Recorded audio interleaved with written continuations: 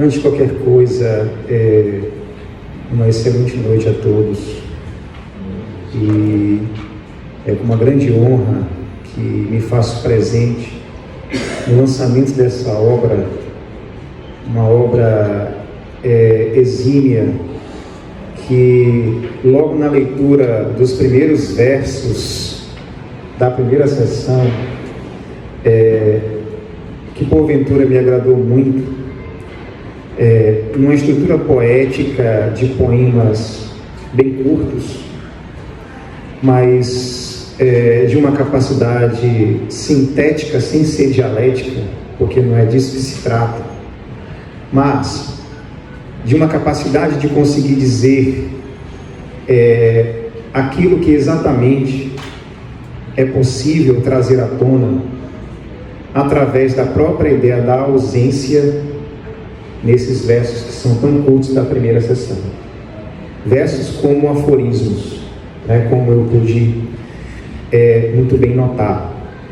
E tendo acompanhado a trajetória poética, a trajetória de escritor do Rogério durante todo esse tempo, desde sua obra Pedra dos Olhos, que é uma obra que traz um compilado bastante amplo de várias fases da vida dele, de várias fases de sua produção poética, que nos remonta a certos anacronismos e que nos apresenta, de certa maneira, aquilo que o Rogério pretende ser poeticamente.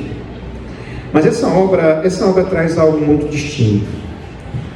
Essa obra, nos primeiros versos, eu me senti mais ou menos como Nietzsche se refere lá no Nascimento da Tragédia. Numa passagem ele diz: somos hiperbóreos, né? Isto é, são aqueles que são os primeiros a captar os primeiros raios solares daqueles que contemplam Apolo como hiperbóreos, mas ao mesmo tempo são os primeiros também a ver cair a noite, talvez os primeiros a observar a coruja de Minerva, e é isso que aparece para mim nessa primeira sessão. E fundamentalmente falando, essa obra, a linguagem da ausência, na minha percepção é uma obra que marca, em definitivo, talvez seja ousado falar, mas é o modo que essa obra me tocou. Essa obra, ela inaugura a saga poética de Rogério Rocha, em definitivo. Eu penso como um poeta que inaugura sua saga a partir dessa obra. Uma obra que traz o verso em sua consistência. A consistência do verso, não me refiro a uma consistência no sentido de uma rigidez. Não é nesse sentido que eu me refiro. Me refiro a uma consistência poética que agora é capaz de trazer a linguagem de modo a fazer com que ela se sustente por si só. É dessa consistência que eu me refiro. Uma consistência que se coloca numa espécie de armação que traz a existência, traz aquilo que é convocado na epifania e na angústia, ao que todo fazer poético significa. Essa obra, sem dúvida alguma, ela traz algo muito especial, principalmente quando eu me deparei com um desses poemas da primeira sessão, um poema denominado Pregoeiro do Absurdo, que se encontra na página 35, né? Poema com apenas 4 versos. Eu sou fascinado por poemas assim. Não por acaso, na minha dissertação, quando eu escrevi sobre o Nauro, fazendo uma ligação exatamente na ideia da consistência do verso, na obra O Anafilático do Espelho da Esperança, e esse livro é um livro que traz poemas nesse sentido. Eu percebi uma semelhança muito grande nesse aspecto, mas aqui com um outro olhar e com uma certa autenticidade daquilo que é a poesia de Rogério a partir de agora. E o poema diz o seguinte: queria tanto mesmo ser pregoeiro do absurdo, poder falar do nada que habita nisso tudo. Nesse poema ele traz a ausência em suas mais amplas expressões daquilo que acontece em toda a obra.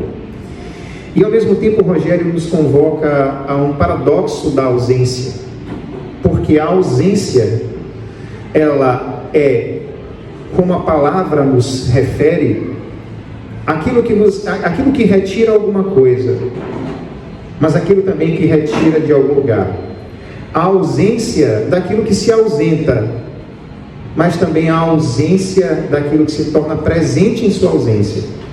Ou seja, a ausência no sentido de algo que se torna presente não estando presente. A presença da ausência.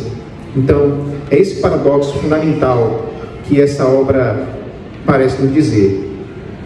E nesse prefácio, eu fiz questão inclusive de fazer pequenas considerações, mas considerações introdutórias, como se diz numa linguagem mais moderna, né, mais jovem, sem dar spoilers daquilo que a obra significa, né? E na primeira sessão, eu digo o seguinte, na primeira sessão em poemas curtos e de composição livre, é interessante citar isso porque poesia, ela precisa, é uma outra discussão essa, né? Poesia precisa de uma métrica. Quando eu participei recentemente eu fui convidado para ser conferencista lá no IESMA, o tema era um tema filosófico, né? Inteligência artificial, tal, essa coisa toda. E eu coloquei um poema no slide que eu apresentei. Esse poema foi feito pelo ChatGPT, tá?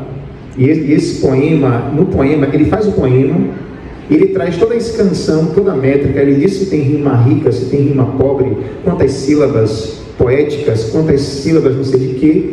Então, se poesia é métrica, a inteligência artificial é capaz de fazer tudo isso. Então, significa dizer que poesia é muito mais do que isso. E como, nessa primeira sessão, Rogério faz questão de utilizar diversos livres, ele traz, na verdade, toda a liberdade poética e, ao mesmo tempo, também, nas outras sessões, ele demonstra toda a sua maestria em dominar toda a métrica necessária para a construção de poema e, ao mesmo tempo, ele deixa muito claro que não precisa de nada disso para a sua epifania poética. Então, na primeira sessão, ele faz esse movimento. Na primeira sessão seria uma apresentação do que ele, de fato, é capaz de fazer poeticamente. Então, quase como aforismo, é possível deleitar-se com a experiência, experiências súbitas de ausências por intermédio de acontecimentos aparentemente ordinários que, todavia, escondem espasmos e fatalidades surpreendentes, ou seja, experiências muito repentinas, muito prosaicas, mas que ao mesmo tempo muito pouco prestamos atenção nisso tudo, mas que tem muito a nos dizer na ausência daquilo que elas falam, né? E na segunda sessão, por outro lado, é a abertura de um verdadeiro campo de batalha diante das mais incríveis ausências. Aqui o poeta se ocupa da falta de tudo e que se comprime de forma mais obstinada no intuito de perseguir as vias insondáveis do nada e seus anelos, fazendo ecoar assim o que toda ausência é capaz de trazer, ao invés de nos tirar ou retirar. A densidade da ausência assume uma condição irrevogável de apelo e de clamor. De clamor de um vazio, mas que ao mesmo tempo traz para dentro da linguagem.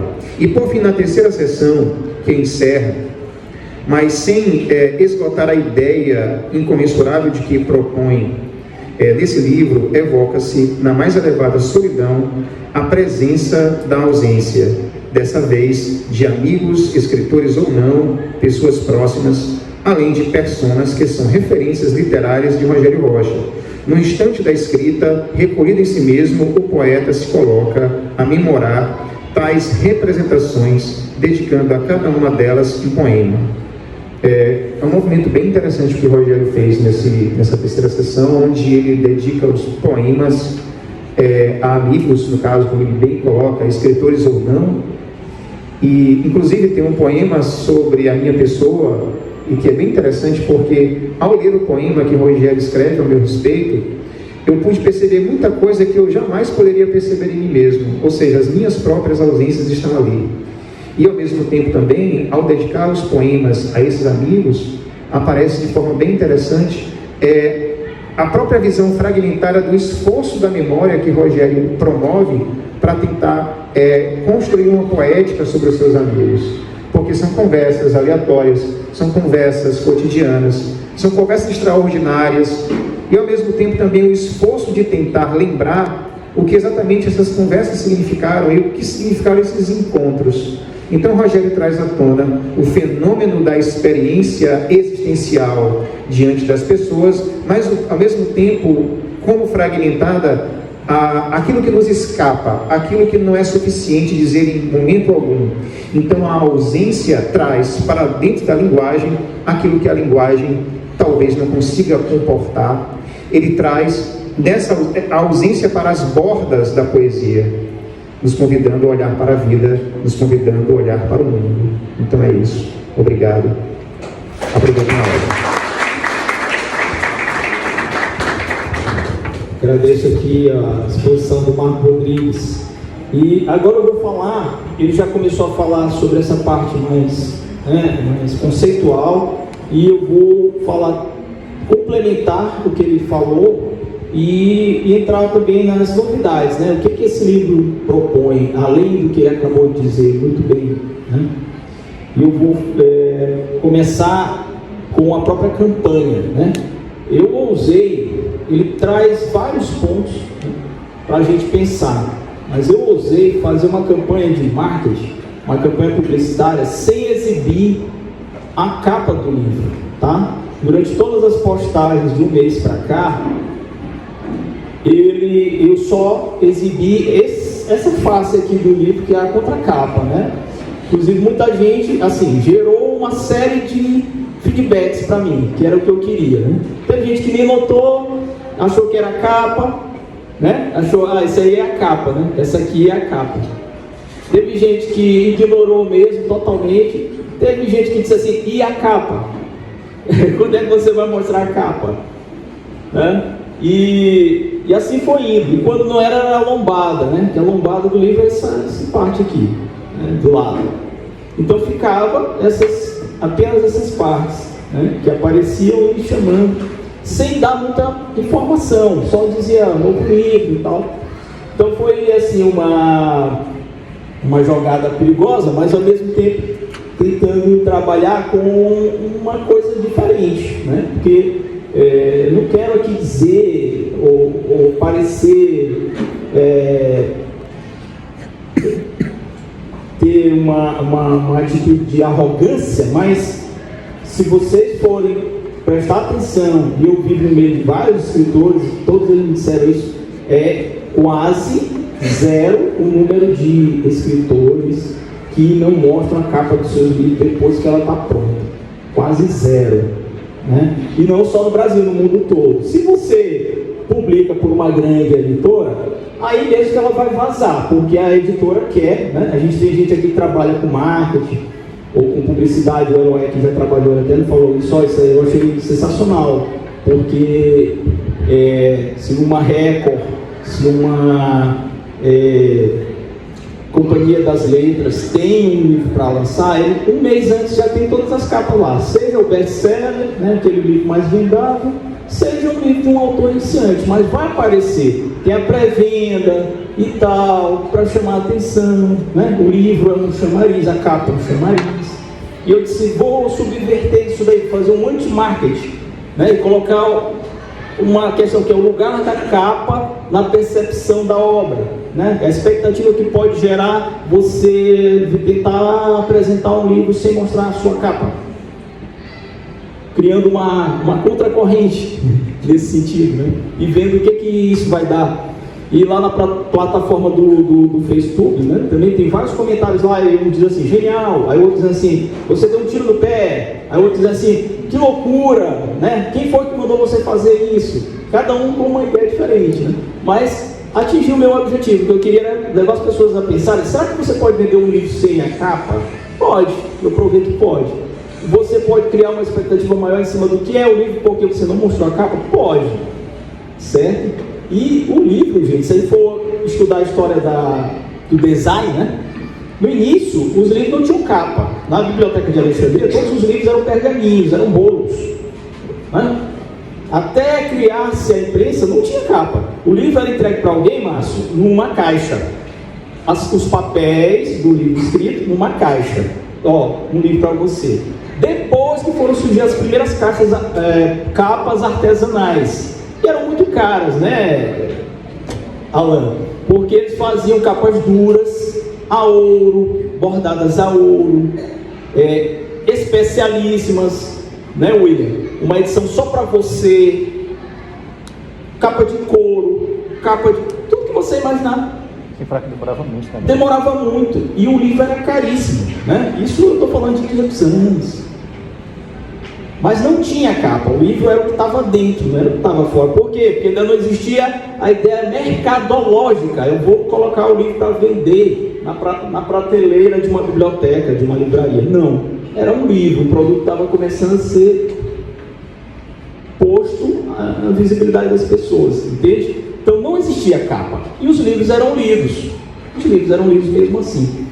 Quem começa com a capa é a literatura infanto-juvenil, viu, Wilson Chagas? Porque os primeiros que fizeram capas, os primeiros capistas, para chamar a atenção das crianças e dos jovens a lerem, dos adolescentes, viu, Aloy?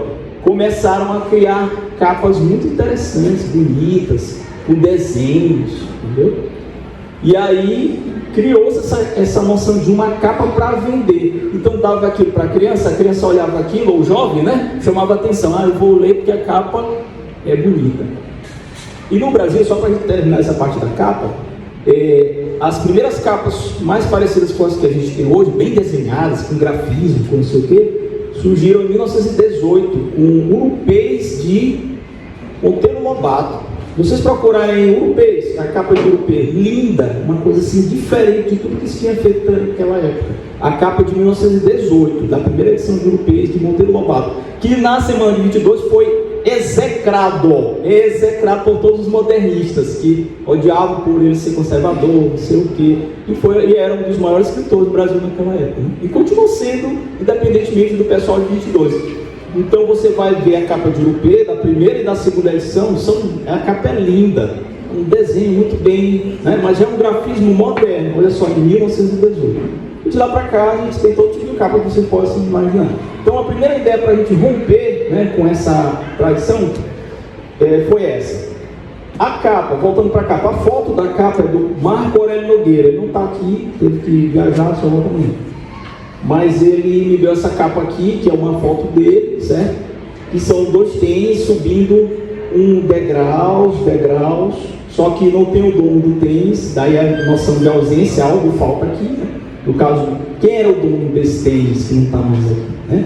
Ficaram só os tênis, mas o tênis não vai continuar a subir porque não está o dono, só está o tênis, né? E o tênis sai da escuridão e vai subindo ali para a luz. Então a gente trabalhou com claro e escuro, né? Luz e sombra, um jogo de luz e sombra, muito bonito, com esse simbolismo, né? E ele perguntou qual era o nome do meu livro. Aí eu falei, A Linguagem da Ausência. Aí ele disse assim, eu tenho uma capa para o teu livro. Aí eu disse, então me manda. Aí 2 minutos depois ele mandou a foto. Aí eu olhei a capa e disse, essa é a capa do meu livro. Então foi assim. Foi rápido, não tive problema nenhum para matar a cabeça, como vai ser a capa, a ideia, tem que captar isso, aquilo, outro e tal. Então, né? E ainda tem outros simbolismos aqui escondidos que nem todo mundo vai entender, mas são 3 degraus. O primeiro pé é o direito, o segundo é o esquerdo, e se ele continuasse subindo o degrau, o terceiro passo no degrau da luz ali seria o pé direito. Talvez alguns aqui compreendam, alguns daqui da frente, né? Compreendam esses 3 degraus. Então é isso. E ficou muito bonito, né? Eu gostei muito. Acho que a ideia foi bem explorada por causa dessa foto. A diagramação e o design do livro é da Megan Schacht, que conversou, trocou ideias, né? E fez aí todo esse trabalho de diagramação, com as letras, com a parte de dentro, com a parte branca, com a parte preta, né? Mantendo essa ideia de claro, escuro, de luz e sombra por dentro, né? Contra a capa branca, capa preta. Ela está bem ali, queria pedir uma salva de palmas para ela, a Amélia fez um belo trabalho. Então ficou, né, desse jeito. Uma outra novidade que o livro traz, ele tem alguns poemas que estão centralizados, então você vê o poema está no meio da página, e outros estão justificados à esquerda, o poema está mais à esquerda. Tá? Tradicionalmente, geralmente os poemas ficam só de um lado. Tem isso também. O outro é, o Marcos já falou da divisão, são 3 partes, 3 sessões, cada uma tem uma proposta. A primeira são poemas bem curtos, você lê rapidamente. A segunda são poemas mais longos, mais profundos, um pouco mais complexos. Alguns fáceis de entender, outros nem tanto. Todos eles perpassam essa questão de ausência de alguma coisa, ausência de liberdade, ausência do homem, ausência da mulher, né? Ausência de um referencial, perda. E as formas também são variáveis, você vai entender que tem coisas que parecem mais antigas, mais ligadas à tradição da poesia antiga, outras mais ligadas à contemporaneidade. Então eu sempre perpasso esses ambientes aí. E aí você vai ver uma outra questão que eu achei boa trazer, que são as letras. O poema solta os olhos. Quando você abre o livro, você vê que os poemas aparecem por inteiro para você. Se você pegar um livro ali, eu desafio alguém ali e agora pegar um livro de poemas, geralmente você vai encontrar um bem menorzinho, que você vai ler o poema assim, ó. Né? Esse aqui não, parece que ele salta inteiro para ti. Porque a letra, o tipo, a fonte é 14. Enquanto as outras, em média, são 12,5. 11, 12,5. Né? Eu tenho um livro lá em casa que o cara fez a fonte 10. Eu nunca consegui terminar o livro, porque ele é minúsculo. Nem com óculos eu consigo ler. O livro é excelente. 13 mortes. Aí ele vai contar a história de 13 mortes. A morte do primeiro cara, a morte do segundo. O livro termina quando tiver a 13ª morte. Eu ainda não cheguei nem na 3ª morte. O cara tá cego já. Porque é desse tamanho, é 10. Um livro lindo, bem escrito, sensacional. O cara é até aqui do Maranhão. Ninguém conhece ele. Antes dos caras morrerem, já tá cego. Exato, antes deles morrerem eu já estou cego de ler esse livro. Então eu pensei nos que não conseguem ter acuidade visual e também, né? Então são letras grandes. São letras grandes. Isso é uma tendência em alguns lugares, na Europa, nos Estados Unidos, aqui no Brasil, às vezes, em algumas séries de livros de editoras grandes, eles fazem livros com letrão, o pessoal chama letrão, que é para o público que não tem boa acuidade visual, para os mais idosos, né? E para quem tem problema de visão, como eu, como vários tem aqui, ó, Miguel tem, Rabelo, a Cádia ali tem, o Teotônio, lá atrás o nosso Rômulo tem, e tem gente que não usa óculos, mas, né, também tem problema de visão. Então você não vai ter problema para ler o livro vai facilitar para você, que é uma ideia de inclusão, né? Mais uma inclusão e acessibilidade visual. Quem tem boa visão vai ler facilmente, brincando, e quem não tem vai conseguir ler melhor. Não é isso, Marco? Marco pode falar bem disso daí. Então essa é outra inovação que esse livro tenta trazer. E aí vocês vão ver que atrás de algumas páginas, tem algumas páginas em preto, né? Cujo poema está numa página preta, numa página branca. Na página preta, você vira a página e atrás da página você tem um QR Code. Outra inovação que o livro traz, que a poesia maranhense não costuma usar e a poesia brasileira muito menos. Você vai apontar a câmera do seu celular para esse QR Code, online, obviamente, né? Pode estar offline. Vai clicar lá no link e vai abrir um arquivo de som na plataforma SoundCloud com um áudio da declamação desse poema que está aí. Que é uma ideia até que, trocando ideias com Rosileia Gomes, que está bem ali, a gente chegou a essa ideia, né? Teve esse insight, por que não colocar o áudio? E aí você vai ouvir a voz do autor declamando o seu poema, ouvir. Aí eu trago mais gente para dentro do meu livro, que é quem não enxerga também direito, mas pode ouvir.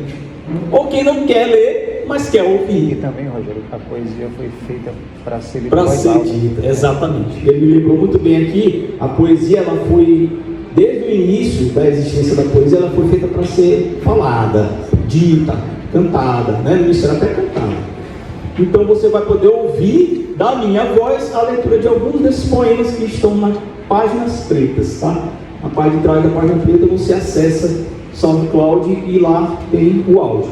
E ainda tem mais um segredo dentro do áudio. Se você prestar bem atenção, acompanhando o áudio com o poema que está escrito aqui no livro, você vai encontrar em alguns deles uma diferença. Aí vai dizer, opa, tem algo errado aqui. O cara tá, aqui está escrito a palavra tal, a parte tal. No poema tem algo diferente, ele não está falando isso, falou outra coisa.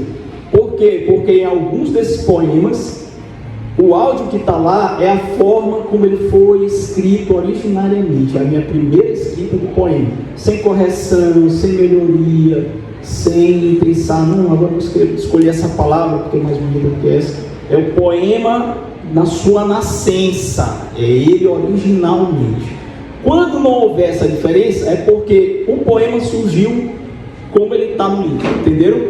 Como você lê, é como ele surgiu. Quando você ouvir e você lê diferente, é porque ele foi alterado, ele foi melhorado, né? Ele foi redacionado, né? O ré é esse.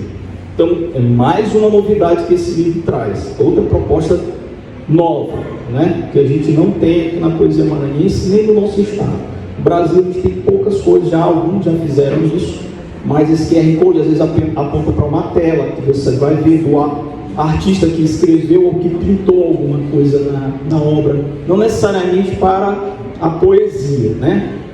Ou para outras coisas mais. A letra também é muito pouco, tem algumas pessoas que começaram a usar isso, eu estou tentando abrir uma tendência para que a gente inaugure essa de escrever com letras maiores, para pessoas que possam ter problema para essa leitura, acessibilidade visual, né? E a inclusão literária, é o conceito que eu quero trabalhar aqui. E a outra é a inclusão auditiva, né? E para você ouvir. E aí tem mais uma novidade que é da página 69, a experiência que eu chamo de interação criativa, que é o caso do poema Discurso Lacunar, da página 69. Ele dá margem para que o leitor, a leitora possa trabalhar com exercício de imaginação, que é o quê? A imaginação criadora. Você pode, se quiser, obviamente, reescrever o poema, completando as lacunas. Hoje eu coloquei 3 pontinhos, tá? Eu poderia ter colocado uma linha, que nem aqueles antigos fill the blank, não é? O inglês lá, o mestre aqui, Eloy, que escreve e fala inglês há muito tempo, é professor do IES. Tinha aquele exercício fill the blank, né? Escreva lá na linha em branco, complete o espaço. Você vai poder reescrever aí onde tem os 3 pontinhos, colocando a palavra que você acha que melhor encaixa para formar um poema. Eu coloquei propositalmente esses 3 pontos porque ali encaixa alguma coisa. Só que encaixa para mim uma palavra, para você pode encaixar outra, ou pode não encaixar a palavra nenhuma. E aí você, se quiser, pode reescrever esse poema, colocando a sua ideia naquele que está faltando, reescrever, completa a lacuna, e aí você completa esse discurso lacunar, que é a falta, né?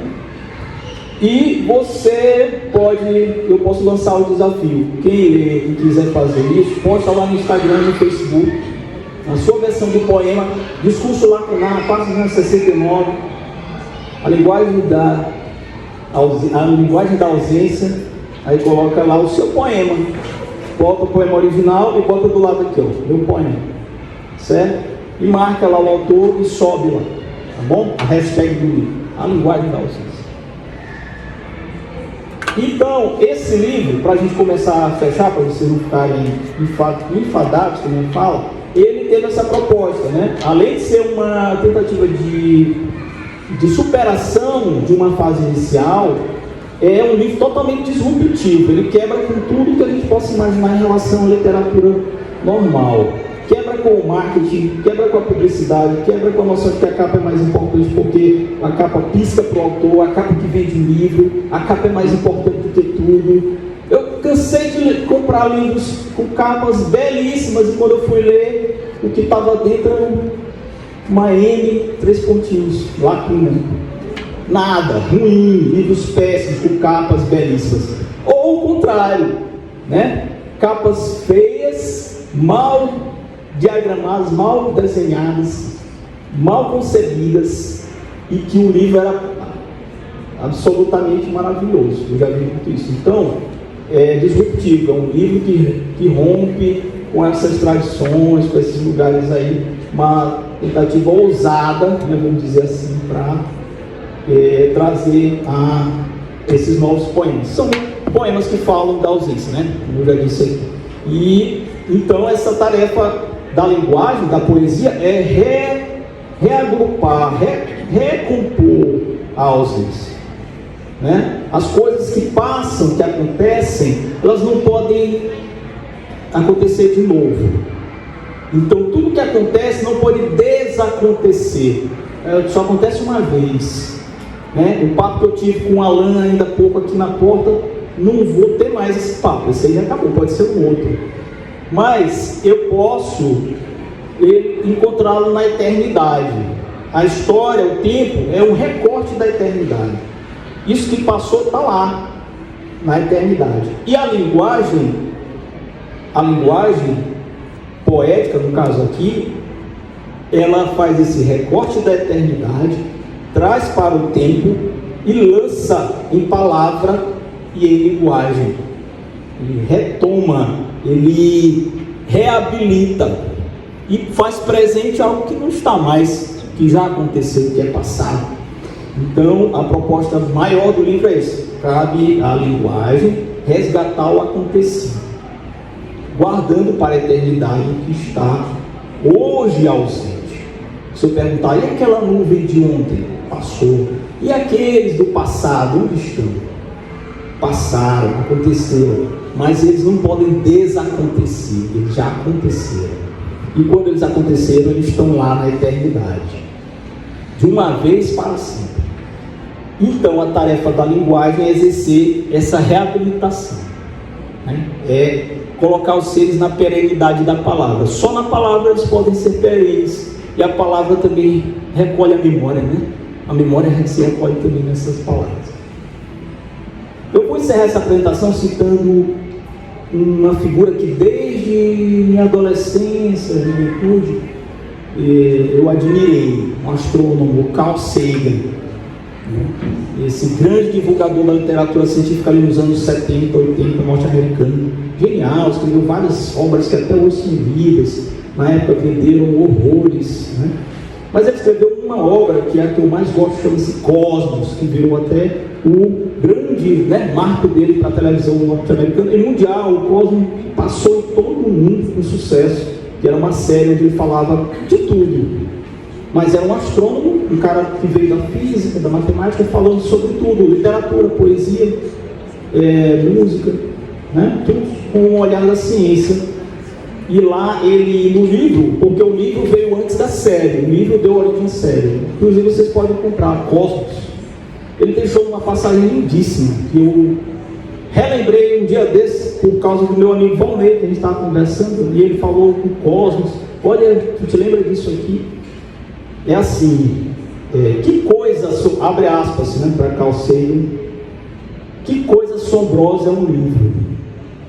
É um objeto plano, feito de uma árvore, com partes flexíveis, nas quais estão impressos muitos rabiscos escuros e engraçados.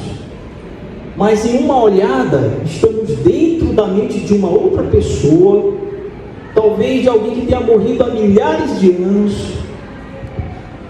Através do milênio, um autor fala clara e silenciosamente, dentro da sua cabeça, diretamente a nós. Escrever talvez seja a maior das invenções humanas, unindo pessoas estranhas que jamais se conheceram, cidadãos de épocas distantes. Os livros rompem os grilhões do tempo. Um livro é a prova de que os humanos são capazes de fazer mágica. Fecha aspas, Mr. Carl Sagan. E eu termino, complemento, parafraseando Mr. Carl Sagan. Este livro está cheio de mágica. Muito obrigado.